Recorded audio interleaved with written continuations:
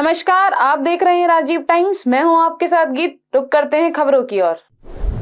Indore collector Ashish Singh ने 14 जनवरी 2025 को मकर संक्रांति के अवसर पर इंदौर जिले में स्थानीय अवकाश घोषित किया। इस दिन जिले भर में सरकारी कार्यालय, स्कूलों और अन्य सरकारी कार्यों में अवकाश रहेगा। इसके अलावा कलेक्टर ने यह भी घोषणा की कि रंग पंचमी, अहिल्या उत्सव आधा दिन और दशहरे के दूसरे दिन भी स्थानीय अवकाश घोषित किया गया है। मुख्यमंत्री डॉक्टर मोहन यादव ने बुधवार को इंदौर के नर्मदा चौराहे का भव्य उद्घाटन किया। इस मौके पर उन्होंने मां नर्मदा की अष्टधातु की प्रतिमा का अनावरण किया।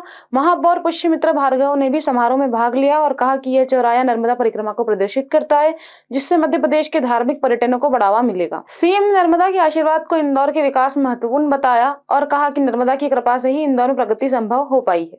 मां नर्मदा चौराहा इंदौर नगर निगम द्वारा आयोजित मां नर्मदा की प्रतिमा का अनावरण, संपूर्ण परिक्रमा पथ का अनावरण, सौंदर्यीकरण और खास करके इस पूरे इंदौर के लिए जो जीवनदायिनी है, जब से मां नर्मदा इंदौर में पीने के जल से लेकर विकास के मामले में अपना आशीर्वाद देने आई, तब से इंदौर पलट के नहीं देख रहा। हमें इस बात का आनंद है और मां नर्मदा का आशीर्वाद है। मध्य प्रदेश अनुसूचित जाति मोर्चा में प्रदेश अध्यक्ष अशोक जाटव ने कश्मीर के नेताओं और दिल्ली में बैठक कांग्रेसों के नेताओं का इंदौर में पत्रकार वार्ता के दौरान उन्होंने कहा कि कश्मीर नेताओं के कुछ फोटो निकालकर उन्हें मैच किया जाए और अगर जरूरत है तो उनका डीएनए टेस्ट भी कराया जाए। इस बयान ने राजनीतिक हलकों में हलचल मचा दी है और कांग्रेस पर निशाना साधा गया है। आप एक काम करें, वहाँ के कुछ नेताओं की फ़ोटो निकालें और कुछ दिल्ली के नेताओं की फ़ोटो निकालें और दोनों को मैच करें, और अगर और अंदर जाना है तो उनका डीएनए टेस्ट करें। आपको खुद स्पष्ट हो जाएगा कि मैंने जो बोला है वो सही है। डीएनए किसका टेस्ट करें? मैं उसको पूरा खुल के नहीं बोलना चाहता। आप वहाँ के नेताओं को फ़ोटो निकालें और दिल्ली के जो हमारे कांग्रेस के नेता हैं उनकी फ़ोटो निकालें और उनका डीएनए टेस्ट करें। आपको खुद पता चल जाएगा कि क्या स्थिति थी कांग्रेस की वहाँ पे। केंद्रीय शहरी कार्य मंत्रालय की संयुक्त सचिव रूपा मिश्रा ने इंदौर के स्वच्छता कार्यों का निरीक्षण किया। उन्होंने इंदौर को इस बार स्वच्छ सर्वेक्षण में गोल्डन क्लब कैटेगरी में शामिल किए जाने की संभावना जताई। उन्होंने कहा कि ये कैटेगरी उन शहरों के लिए बनाई गई है जो लगातार 3 बार स्वच्छ सर्वेक्षण में शीर्ष पर रहे हैं। मिश्रा ने इंदौर की सफाई व्यवस्था की सराहना की और कचरा सेग्रीगेशन की प्रक्रिया को बेहतर बताया। और जो है वो स्वच्छता में अपने आप से एक मिसाल बन गया और इंदौर के लोग जो हैं उनका खुद का जो स्वच्छता के प्रति जो गर्व है वो भी एक उदाहरण बन गया है। जैसे कि आपको पता होगा, माननीय मंत्री जी ने घोषणा किया है कि अभी इस साल से जो स्वच्छ सर्वेक्षण हमारा होता है उसमें एक स्पेशल कैटेगरी का अवार्ड दिया जाएगा और इंदौर जैसे कुछ शहर जो बार बार हर साल सबसे शिखर पर रहते हैं उनके लिए चुनौती और बढ़ाई दी जाएगी। तो उनका जो सर्वेक्षण है, उसका जो फ्रेमवर्क है, उसमें नए क्राइटेरिया जुड़ेंगे और दूसरे शहरों को भी इससे क्या होगा, ऊपर आने का भी एक मौका मिलेगा।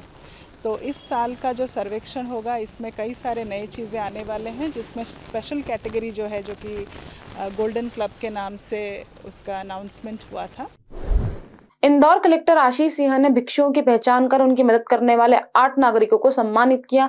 कलेक्टर ने कहा कि इंदौर को भिक्षु मुक्त बनाने के लिए प्रशासन लगातार ठोस कदम उठा रहा है। इस कदम से भिक्षुओं का रेस्क्यू कर पुनर्वास केंद्रों में भेजा जाएगा। कलेक्टर ने नागरिकों से अपील की है कि वे भिक्षा देने की बजाय सरकारी योजनाओं के तहत जरूरतमंदों की मदद करें। देखिए, लगातार इंदौर को भिक्षुक मुक्त बनाने के लिए हम लोग प्रयासरत हैं और आज उसी कड़ी में जो हम लोगों ने एक सम्मान राशि की घोषणा करी थी कि जनता हमारी खुद इन्फॉर्मर बने और हमको सूचित करे अगर कहीं पर भिक्षावृत्ति चल रही है। तो आज ऐसे लगभग हम लोग 15-16 लोगों को पहले भी सम्मानित कर चुके हैं और 8 लोगों को 1-1 हज़ार रुपये की सम्मान राशि आज भी दी जा रही है। आपके माध्यम से मैं सबसे पुनः अपील करूंगा कि भिक्षा देकर हम लोग कहीं न कहीं भिक्षावृत्ति को प्रमोट करने का काम कर रहे हैं और इसके पीछे का पूरा जो एक शोषण का चक्र काम करता है। इंदौर के प्रसिद्ध गोपाल मंदिर में आयोजित एक शादी समारोह को लेकर विवाद उठने की बात कलेक्टर आशीष सिंह ने जांच के आदेश दिए हैं। आरोप है कि मंदिर परिसर में धार्मिक मान्यताओं का उल्लंघन किया गया है। कलेक्टर ने कहा कि जांच के दौरान यदि किसी भी प्रकार का दोष पाया गया तो उचित कार्रवाई की जाएगी। इस घटना के बाद यादव समाज और श्रद्धालु इसे लेकर नाराजगी जता रहे हैं। निश्चित रूप से इस प्रकार के जो आयोजन है वो पूरी तरीके से प्रतिबंधित है, नहीं होने चाहिए और ये चीज़ पूरी तरीके से गलत है। जैसे ही ये मामला संज्ञान में आया था, मेरे द्वारा जांच के आदेश एडीएम ज्योति शर्मा को दिए गए थे। हालांकि वो भी 3 दिन तक चूंकि अवकाश में है और जांच आज ही पूरी करी जानी, इसीलिए गौरव बेनल को ये जांच जो है सौंपी गई है। शाम तक उनके द्वारा रिपोर्ट दी जाएगी कि कौन कौन व्यक्ति इसके लिए जिम्मेदार हैं, किन परिस्थितियों में ये चीज़ हुई है और कड़ी कार्रवाई हम लोग करेंगे। इसके अलावा कमिश्नर साहब के द्वारा भी इस संबंध में जांच प्रतिवेदन भेजने के निर्देश जारी किए गए। इंदौर कलेक्टर आशीष सिंह ने बताया कि सेवा सेतु ऐप के माध्यम से जरूरतमंद लोगों को दानदाताओं से जोड़ने का काम किया जा रहा है। इस ऐप पर लोग अपनी जरूरतों का उल्लेख कर सकते हैं और एक बार वेरिफिकेशन होने के बाद दानदाता उन लोगों की मदद कर सकते हैं।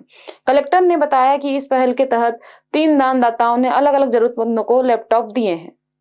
देखिए, एक सेवा सेतु ऐप बनाया गया है और माननीय मुख्यमंत्री जी ने इसकी जो है शुरुआत करी थी कुछ महीनों पहले और इसका उद्देश्य ये है कि जो ज़रूरतमंद लोग हैं उनको दानदाताओं से सीधा जोड़ा जाए।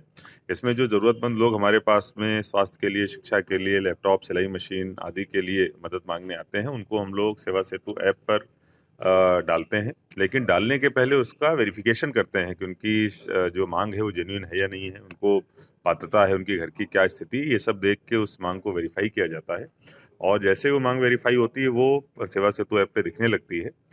दूसरी तरफ जो कुछ दानदाता हैं जिनसे हमने अपील करी थी और बड़ी संख्या में वो लोग अभी धीमे धीमे जुड़ रहे हैं हमारे साथ में, उनको वो रिक्वेस्ट दिखती है और उनमें से उनको जो दिखता है कि वो उसकी मदद करना चाहते हैं तो सीधे उसकी मदद कर सकते हैं या रेड क्रॉस के माध्यम से भी उस व्यक्ति की मदद कर सकते हैं। इसी कड़ी में आज 3 दानदाताओं के द्वारा 3 अलग अलग लोगों को लैपटॉप जो है वो किए गए हैं, दिए गए हैं। तो निश्चित रूप से इसमें जिला प्रशासन फैसिलिटेट करने का काम करता है। दानदाताओं के द्वारा ये चीज़ करी जा रही है, उसके लिए मैं सभी दानदाताओं को बहुत बहुत धन्यवाद भी देता हूँ और इंदौर के नागरिकों से अपील करता हूँ कि सेवा सेतु ऐप डाउनलोड करें और जरूरतमंदों की मदद करने का माध्यम। खबरों में फिलहाल इतना ही। आप देखते रहिए राजीव टाइम्स। नमस्कार।